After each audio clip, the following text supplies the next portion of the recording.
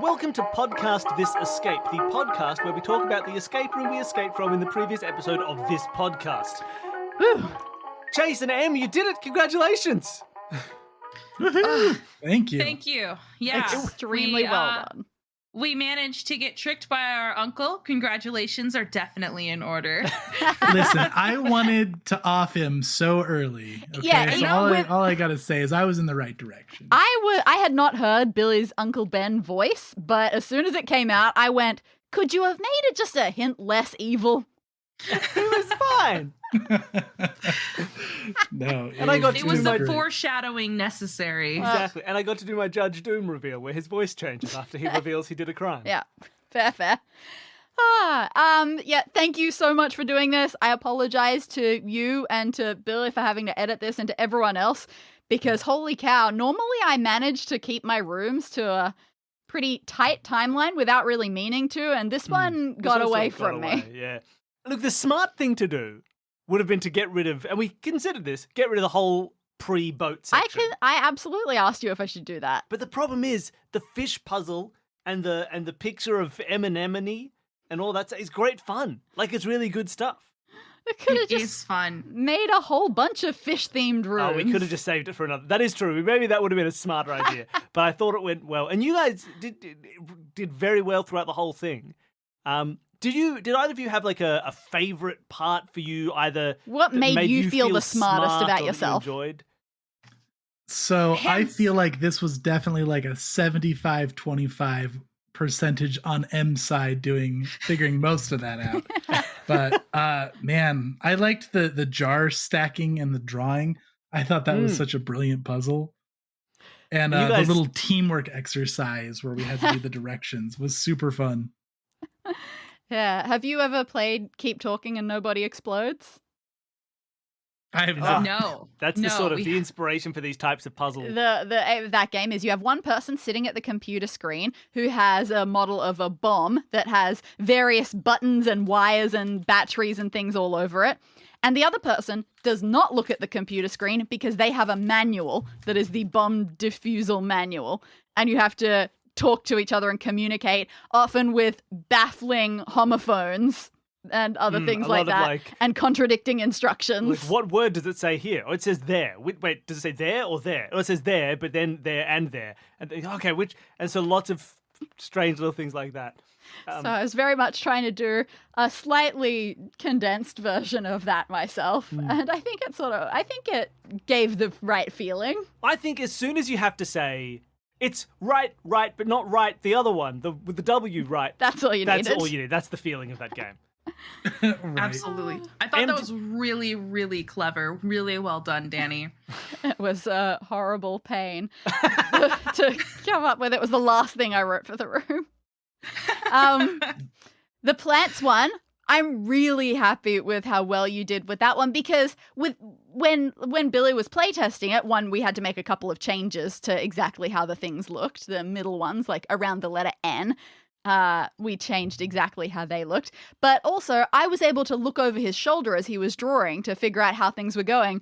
But for you guys, you were just going and drawing to yourselves and saying, I don't know what this is. It looks like nothing. And I was just going, oh no, I have no way of controlling this situation. What if my assumption of how things would be drawn would not be enough? But then you held up your pictures and they were spot on. They were exactly what they should have looked like. And it was so good. That was such a cool moment for me because I was like, this means nothing. Oh, I'm doing so bad. This is terrible. And all I had to do was like look up and then look back down. And I was like, oh, it's so obvious. I can see it now. I was so focused on the individual tiny bits that I hadn't seen the picture. It was like that focusing of the eyes made it perfect. I loved it. That's Right. I put too much awesome. doubt in myself. I was like, man, I'm probably going the wrong direction, but if I just kept going, I think I would have seen it. So I'm glad you finished it through and saw it, Em. And did you have a favorite sort of part for you? Oh man, I really liked the puzzle. What Chase said was like, I was gonna say first off, hands down, the drawing bit was so cool, but I really also liked the purifier tablets because I was like, this means nothing. This is gobbledygook, and I'm like, don't know how I'm possibly gonna figure this out. And then I was like, wait a minute, it's all these 3 different steps, and it was like mishmashing all of the words together, and I thought that was very clever, a way to like bring that finale together. And the concept of putting like contact lenses on these little fish that in my mind I had so emotionally attached myself to, that was so fun. Oh, I'm so glad. Yeah, I think you both had a really nice reaction to me saying, here's what this research was, fish contact lenses. And Billy, you did this in the playtest as well. You just automatically sort of went, of course, that's a great idea. Why hasn't somebody done this before? Okay, We put GoPros on cats. Why I would not? like to ask you, Uh-huh. when you were making this room, right? Yeah. You had this moment of like, oh, and then they need to have like a video footage of an underwater chest. At what point did you think, oh, I'm going to make that video contact lenses in the eye of a fish? Exceedingly late. Was it because we went and saw the Batman? Wait, what? Because he has video there are contact lenses everywhere. Yeah. No, my God, my process for writing this room was just full of gaps. So normally when I create my rooms, I draw out the room, I write all of the objects in it, and then I just draw arrows between them and say, cool, a puzzle's going to go here. And a lock's going to be here. And then I figure out what those connections are later. And yeah, that was incredibly late. Just figuring out what was locked, like what the locker code. I knew I wanted the locker locked. And I'm pretty sure I knew I wanted the chest to be the thing that would solve that. Or the controls, just not actually, that was it. It wasn't even that. It was, I wanted the keep talking and nobody explodes puzzle to get you that locker combination. And the whole fish contact lens step was just a blank step. That was not in there. I'd already used the animal specimen shelf before with figuring out that the water was scavengy.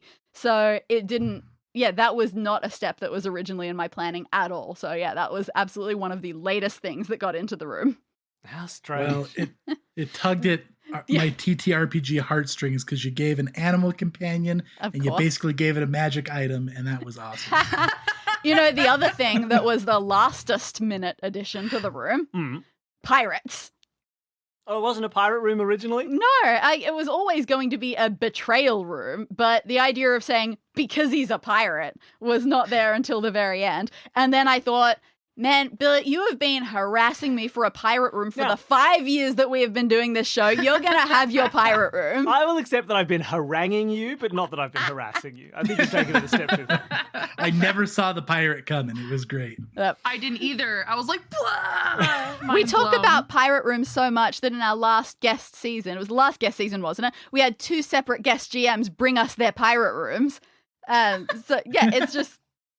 Yeah, we talk about it a lot, and I have refused. Our brand has become Pirate Escape Room from the fact that we've never done a Pirate Escape Room. And so I decided if I was going to do the Pirate Escape Room, this is the way I'm going to do it.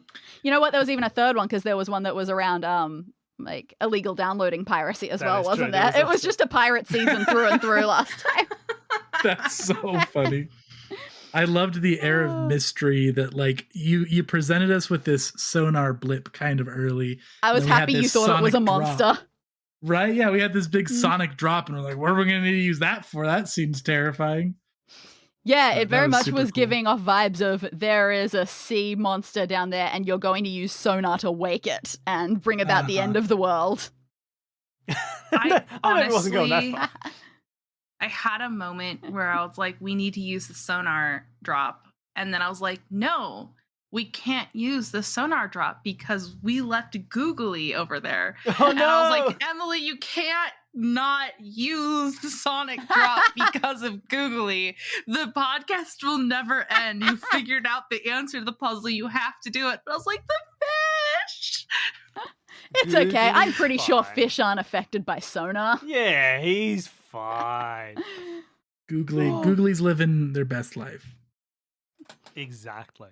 I'm trying to think on going back to this because I did the play test for this room not too long ago. What changed? And what changed? Oh, There were definitely some errors that changed. So, for example, Yeah, like I said, I made that entire computer cipher.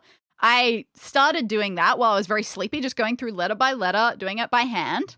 And then for the second half of it, I went, this is taking too long. Let's just use a computer program to do it instead.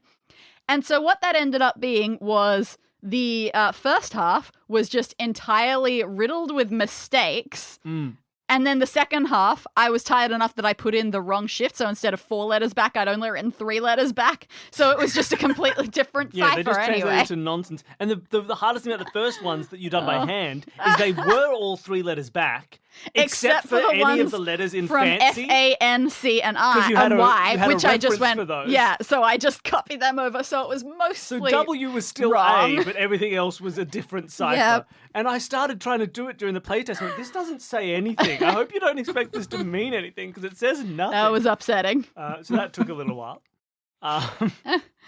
As far as just changes that were made, the photo cardboard spelling Farrell at the start was slightly different. It was a directional lock at first and was about like which way their arms are pointing, but that was just annoying because their arms are very vague. Yes. So the original version of that puzzle was still the same idea. It goes from Fisherman Andy to Rowena Ray. to Rowena Ray to Eminemony to Lionfish. I also, right? To spell out Farrell. I also prodded Billy a lot of times until he said that word right. Eminemony.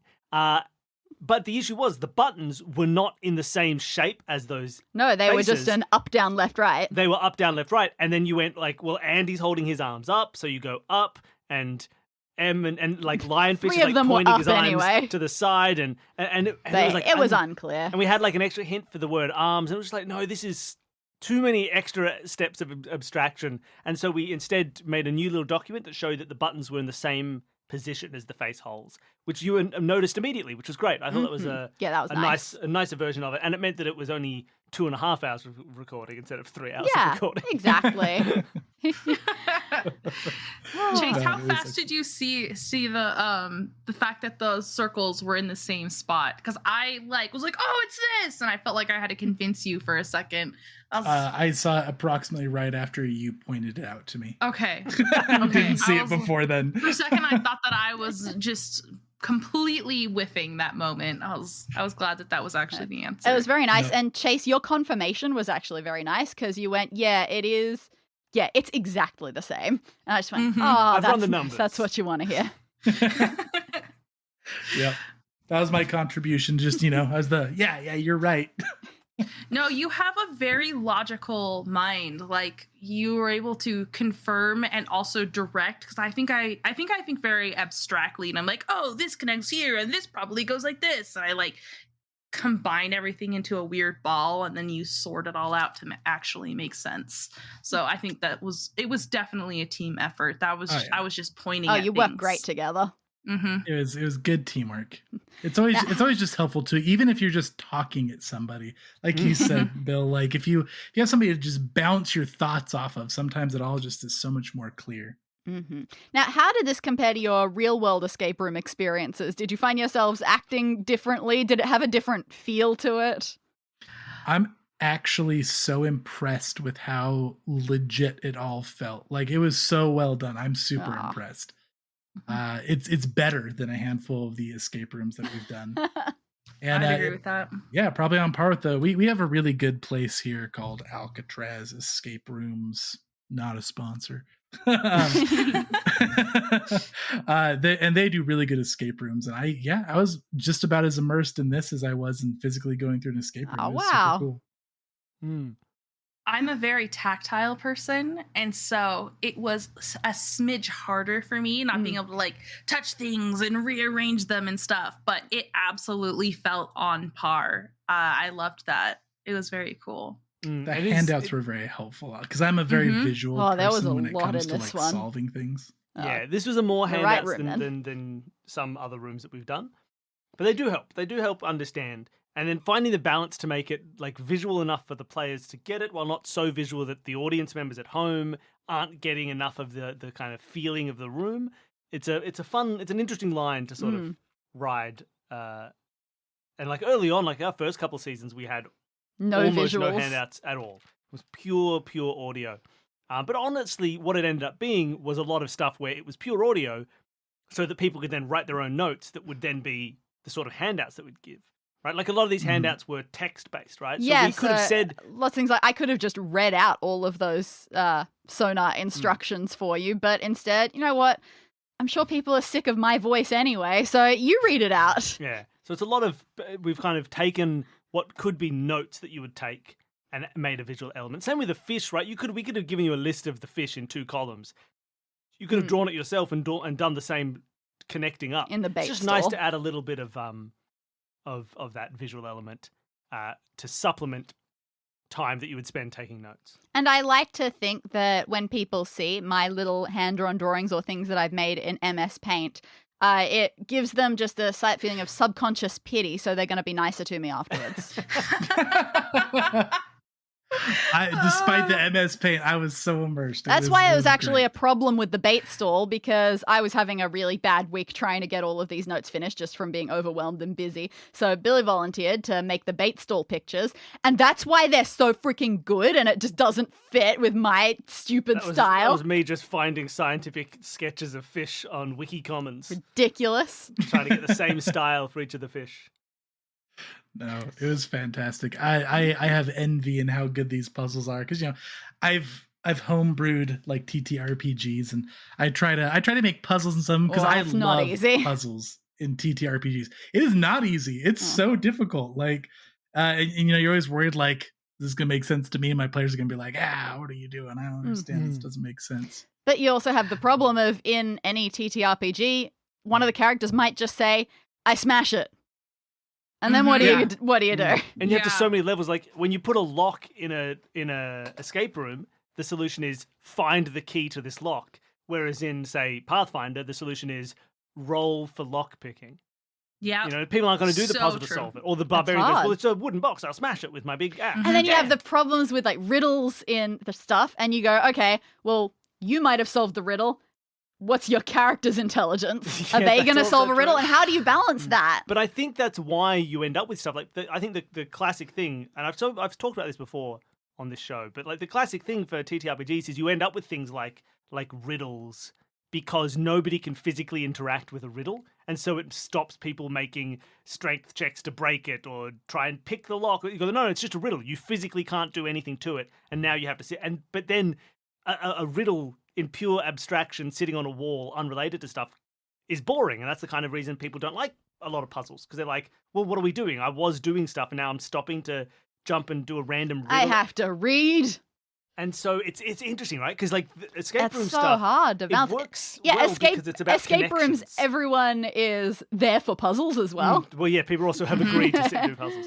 But it is interesting, right? True. But like, if you look at the way Danny's puzzles work, so many of them are not like, here's a complicated puzzle or do some working. It is like, take an object from this thing and understand that it should connect to this type of a thing, and understand that it could connect to that other thing that you saw like earlier throw on. bones in water. Yeah, throwing bones in water is not a puzzle, but it's like, oh, wait a minute, if the thing in the water is like this, and we had bones, that's right, there are bones in a scavenger. And so I think for like tabletop role-playing puzzles, try to get that feeling of, rather than it being a moment where there is a puzzle, it is, do you remember all these other things that you've seen in the dungeon so far? Do you remember that? And they were like, wait a minute, wasn't there a room with like strange skeletons hanging on a wall? And now we're in a room with 3 goblins hanging on a wall? Oh, what are we doing up here? All right, great. Like, maybe they match these, but let's go back to that skeleton. Like, and it's just, but then they have to be in that mindset from early on to be taking note to remember stuff. So it's all kind of it's a harder thing to balance. When you try to create puzzles for parties, how much do you keep in mind like who your players and who their characters are for the specific thing? Oh, yeah, no, big time. That's an important thing to keep in mind. And I always get the thing, like you said, like, well, what's my character's intelligence score? I've always played it where I let the characters, I let them roll for hints based off of their intelligence. Because, like, like even super smart people, sometimes you can see a riddle and you can completely miss it. It's not like they're just going to always solve it. And then I like to put in fitting consequences for the weird exploits I know they're going to try to do. Like Bill, the first time we had him on our channel was he was guesting in Tabletop Treasure Hunters. And I was like, you do escape rooms. Why don't you make a puzzle for me for the end of this session? And it was something about opening a door. And I was like, they're going to try to break the door. So I made the door have a death effect. I'm like, they try to smash it. Door tries to kill him. Oh, that's nice. It's so hard, and I'm not amazingly familiar with Pathfinder and what things are out there, but when it comes to the different magical just abilities and items that are out there, it's so hard to know. Like, yeah, you got a door. I'm sure there are like 12 different teleporting objects that a person might have in their position at any given time.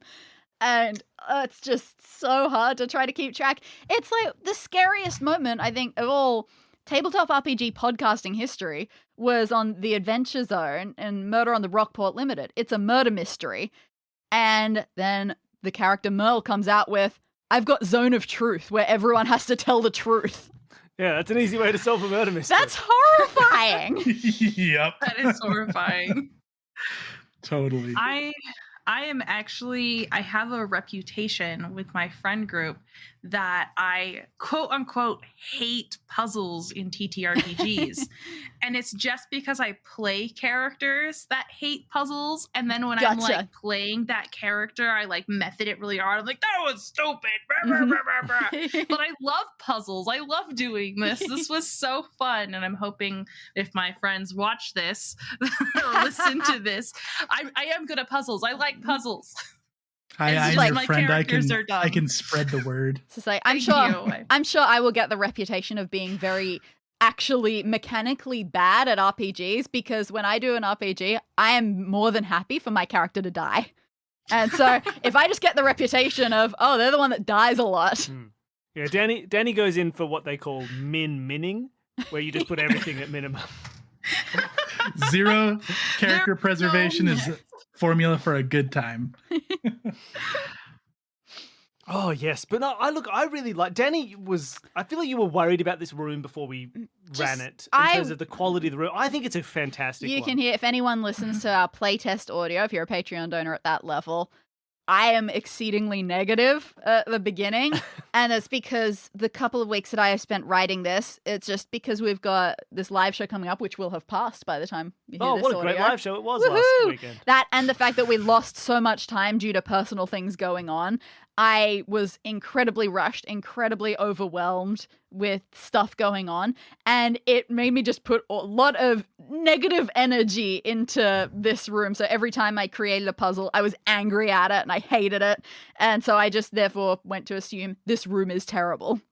And somehow all it actually did was make it really long, but it also made me put lots of mistakes, like getting the cipher completely wrong the first time, just because I was so angry that I left it until 1 a.m. to type it. I would never guess that you struggled with this one. It was I'm great. very relieved, and yeah, now I just gotta start the next one and hope that it also does not have It'll be angry great. energy. And curious. the cycle repeats. I'm curious. Do you guys pick your guests based off of the rooms, or do you make a room and then you just kind of pick a guest? Like, do you try to tailor the flavor of the room to the guests you're gonna have? Very rarely. Occasionally we will have, like, if I'll have a room and we'll have a few guests that we're looking between, I might say, oh no, not them, it's not going to work for them. But very rarely. Usually the rooms are made as rooms.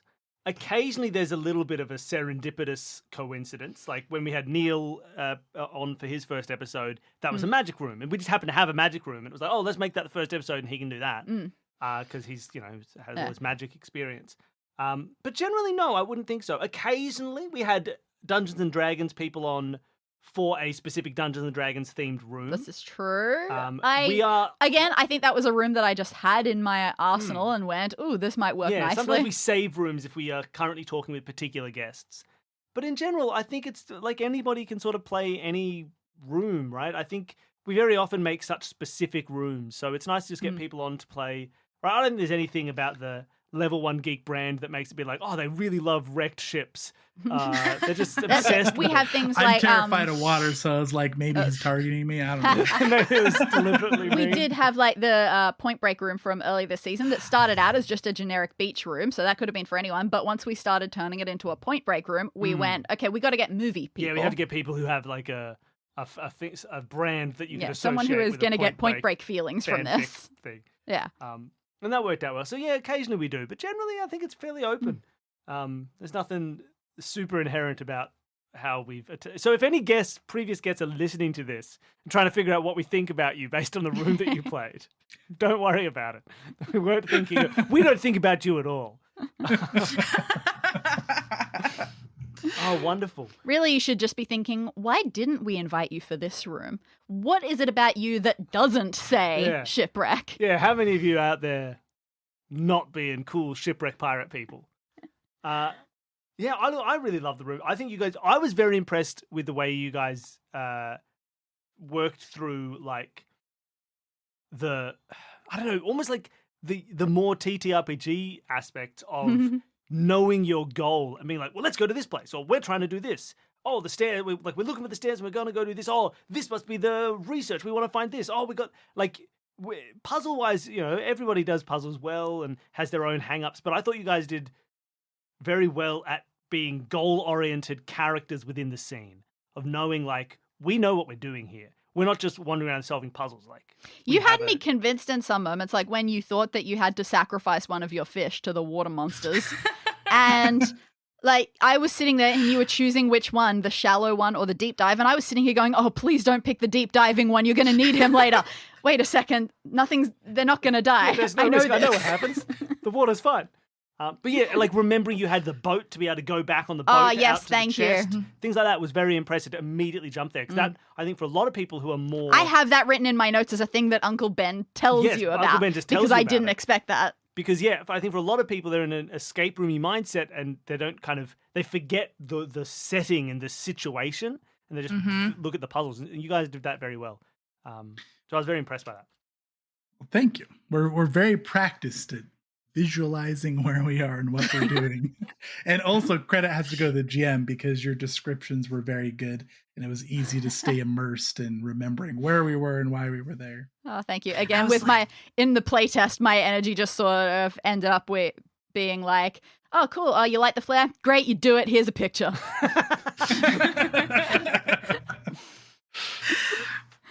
So today I was reading them out loud for the first time, really. Yeah. Yeah, I was very immersed. I was like, oh, the flare goes off. I'm probably squinting because it's so bright.